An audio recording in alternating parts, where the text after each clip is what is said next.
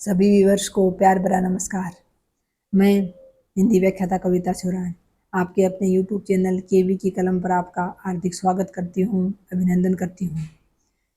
साथियों, कल मैं बस से सफ़र कर रही थी तो रास्ते में मैं आजकल कुछ ऐसा कीड़ा हो गया है कि मैं हर चीज़ को ऑब्जर्व करती हूँ, ध्यान से देखती हूँ कि कहाँ कौन क्या कर रहा है, किस वे में वो कर रहा है, कहाँ मैं खुद क्या गलती कर रही हूँ। जैसे कि मैं आचार्य प्रशांत जी से जुड़ी हूँ तो उसके बाद मैं खुद को भी बात बात पर देखती हूँ कि मेरा अहंकार कहाँ क्या कर रहा है, कहाँ दिखावा कर रहा है, कहाँ दूसरे को दिखाने के लिए हम क्या काम कर रहे हैं, और बाकी समाज में भी किस प्रकार से व्यक्ति दूसरे को दिखाने के लिए, दूसरे की नज़रों में ऊंचा बनने के लिए क्या क्या करता है। अब जैसे कि बात हम अगर करें, अक्सर मैं अपने स्कूल में भी सुनती हूँ, खासतौर से महिला जो मेरी मित्र हैं, जो टीचर हैं, उनसे मैं सुनती हूँ हमेशा कि सोना बहुत महंगा हो गया, चांदी बहुत महंगा हो गया, हम तो खरीदने की सोच भी नहीं सकते। और इसी से जुड़ा हुआ मैंने कुछ बस में देखा तो उसी को लेकर मैं आज आपके सामने छोटी सी चर्चा करना चाहूँगी, और मैं चाहूँगी कि आप भी अपनी राय इस बात पर ज़रूर दें। सोना खरीदना, सोना क्या है साथियों? एक धातु है। इस प्रकार से लोहा धातु होता है उसी प्रकार से सोना भी धातु है। सोना इतना महंगा क्यों है? क्योंकि लोग उसके पीछे पागल हैं, और लोग पागल इसलिए हैं क्योंकि लोगों ने उसको स्टेटस सिंबल बना लिया है कि जिसके पास ज़्यादा सोना है वही समाज में ऊंचा माना जाता है, अमीर माना जाता है। और जो महिला ज़्यादा सोना पहनी है वो एक रईस घर की, खानदान घर की बहू मानी जाती है, उसको उतना ही लोग ऊंची नज़रों से देखते हैं। यानी सोने को एक दिखावे का, एक ऊंचेपन का, एक अमीरी का, रईसी का हमने पर्याय मान लिया है, इसलिए वो इतना महंगा है। और बाकी सोना कुछ नहीं, एक धातु ही है। अब बात करूँ मैं बस में हुई घटना की, तो एक महिला इतनी दुबली पतली, वो बिल्कुल मरियल सी, और उसने कानों में इतने भारी भारी झुमके पहन रखे, गले में उसने दो सोना की पहन रखी, एक मंगलसूत्र था शायद और एक और छोटा कुछ था, हाथों में उसके दो अंगूठी, वो भी शायद सोने की रही होंगी, पायल इतनी भारी, और उसके साथ जो पायल के साथ बिछिया होती है वो भी पहन रखी उसने, और उसका शरीर ऐसा कि थोड़ा सा धक्का लग जाए तो वो गिर जाए। यानी मुझे ऐसा लगा कि उसके शरीर से ज़्यादा भार उसके सोने में था। वो सोना लगभग जिस हिसाब से इस समय भाव है वो लगभग लाख 1.5 लाख का हो सकता है, इतना ज़्यादा तो मुझे जानकारी नहीं है क्योंकि मैं सोने की कभी प्रेमी नहीं रही। हालांकि मेरे पास पहनने जितनी जो ज्वेलरी है थोड़ी बहुत वो है, कभी शादी विवाह में पहनने का मौका मिलता तो पहन लेती हूँ, आमतौर पर मैं पहनती भी नहीं हूँ, और ना ही मुझे शौक है। जैसे कि नौकरी लगने के बाद ज़्यादातर महिलाओं की ये रहती है कि मैं सोने का इस बार ये बनवाऊँ, मैं वो बनवाऊँ, मैंने कभी नहीं सोचा और ना ही आगे सोचूंगी कभी कि सोने का मैं कुछ बनवाऊँ। ऐसा मेरा कोई शौक नहीं है कि मैं कुछ पहनूँ सोने का, दिखाऊँ लोगों को कि हाँ मैं अब कमाती हूँ तो मैंने सोने का ये पहना।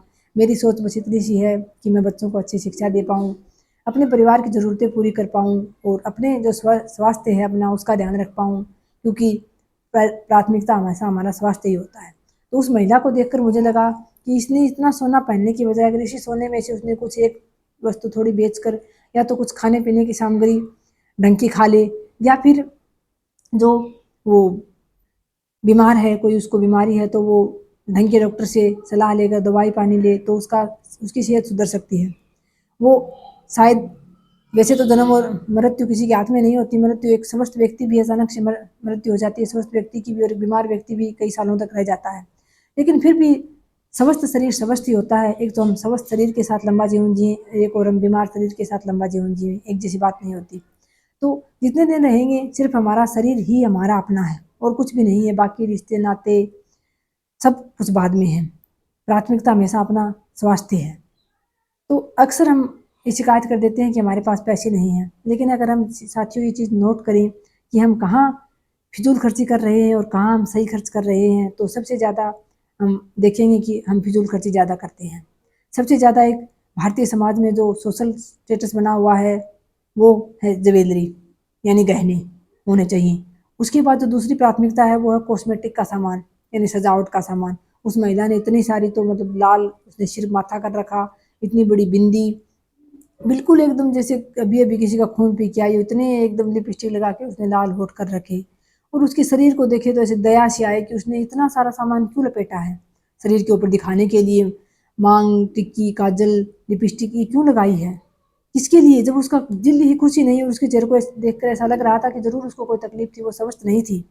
लेकिन फिर भी किस लिए? लोगों को दिखाने के लिए, सिर्फ दूसरे को दिखाने के लिए बाहर निकलती है महिलाएं। तो महिलाओं का खास तौर पे ये होता है, भले ही वो अस्पताल में जाएं, मैं तो ये चीज़ें नोट करती हूँ, जब अस्पताल में भी जाते हैं ना तो भले ही वो महिला बीमार है, लेकिन क्योंकि बेचारियों को वैसे तो ज़्यादातर महिलाओं को बाहर निकलने नहीं दिया जाता, या तो बीमार होती हैं तब, या फिर कहीं कोई ऐसी जगह होती है जहाँ उनको जाने की अनुमति होती है, तभी वो अपना जो कमी होती है वो पूरी करती हैं, यानी सज धज के। तो इतना भारी भरकम, इतनी भयंकर गर्मी में भी इतना भारी भरकम वो सूट पहने रहती हैं, इतना भारी भरकम वो मेकअप लपेट के आती हैं, और उसके ऊपर फिर उनके इस प्रकार से, जैसे जो अंतिम यात्रा पर जो व्यक्ति जा रहा होता है उसका मुंह कुछ देर के लिए दिखाते हैं सभी को, फिर उसके ऊपर कफन डाल देते हैं। इसी प्रकार से एक महिला जो है सजती है, धजती है, कम से कम कितना सारा सामान मुँह पर लपेटती है, और उसके बाद बाहर निकलते समय उसके मुख पर पर्दा गिरा दिया जाता है, यानी उसका मुंह ढक दिया जाता है।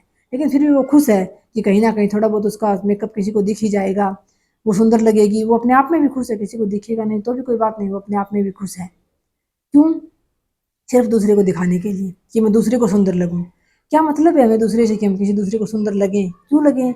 हमें खुद में सुंदर होना चाहिए, और खुद की सुंदरता साथियों, शरीर की सुंदरता तभी समझता है जब हम अंदर से ईमानदार हैं, अंदर से अपने काम के प्रति, अपने प्रति ईमानदार हैं, तभी हम सुंदर दिख सकते हैं। वो अंदर की जो सुंदरता है वो चेहरे पर भी नजर आती है, और अंदर से हम इतने दुखी हैं, कूदे जा रहे हैं, ईर्ष्या से जले जा रहे हैं, और बाहर हम सारा दिन या तो मेकअप का सामान लपेट कर, या फिर जैसे कुछ पुरुषों की मैंने देखा आदत होती है, वो बाहर से सारे दिन हंसते रहते हैं, ऐसे खिल्ली दांत निकालते रहते हैं बहुत ज़्यादा। तो जो व्यक्ति जितना ज़्यादा बाहर से हंसता हुआ दिखाई देता है, वो व्यक्ति उतना ही अंदर से खोखला होता है। ये बात आप चाहे लिखवा कर ले लो। तो ये बाहरी दिखावा जो होता है ये बहुत ज़्यादा लोग करते हैं। तो मेरी ये छोटा सा वीडियो, हालांकि 6-7-8 मिनट का हो ही गया ना करते भी, लेकिन ये वीडियो बनाने का मेरा उद्देश्य इतना सा ही था कि क्या आप भी इस बात से सहमत हैं कि हमें शरीर की, अपने शरीर स्वस्थता के बजाय हमें जो है बाहरी दिखावे को, बाहरी गहनों को, ज्वेलरी को, और एक जो बाहरी दिखावा था, जैसे दो मैंने बताया आपको, सबसे ज़्यादा ज्वेलरी पर खर्च करते हैं, उसके बाद कॉस्मेटिक के सामान पे, और जो तीसरा होता है वो हम करते हैं सोशल स्टेटस, सोशल हमारा जो सिंबल होता है उस पहचान के लिए। जैसे कि हमारे पास भले ही पैसे नहीं हैं, लेकिन हम एक बहुत बड़ा घर खरीद लेते हैं, और उसकी ईएमआई भरते भरते व्यक्ति बिल्कुल जर्जर हालत में हो जाता है, और जब तक उसकी ईएमआई पूरी होती है तब तक वो घर भी जर्जर हालत में हो जाता है बिल्कुल, और वो व्यक्ति भी उसी चक्कर में महीने भर उसका, क्यों? ज़रूरी थोड़ी ना है, पर ज़रूरी है समाज को दिखाने के लिए कि इसके पास भी घर है, वरना लोग कहेंगे कितने साल हो गए इसको कमाते हुए, इसके पास घर ही नहीं है।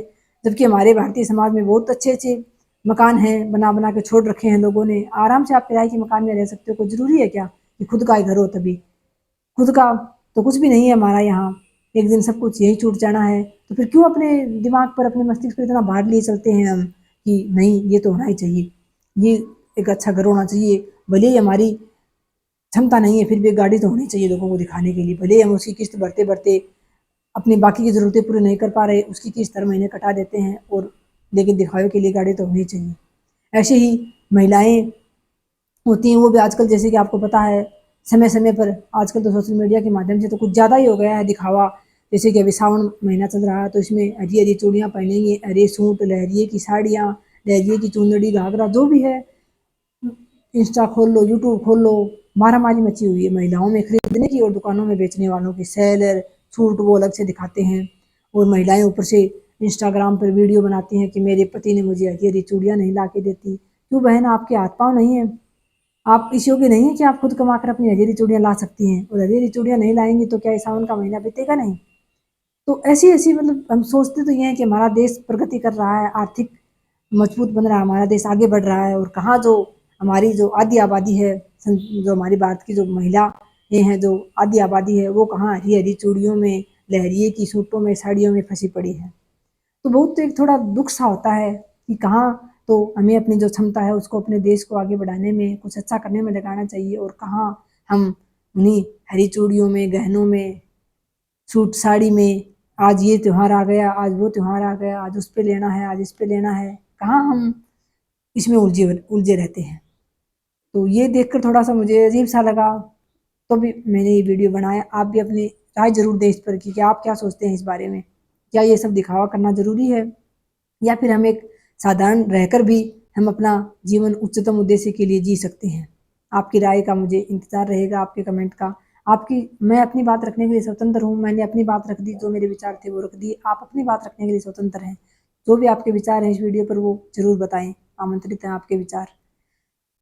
बाकी वीडियो देखने के लिए आपका बहुत बहुत आभार। जय हिंद, जय भारत।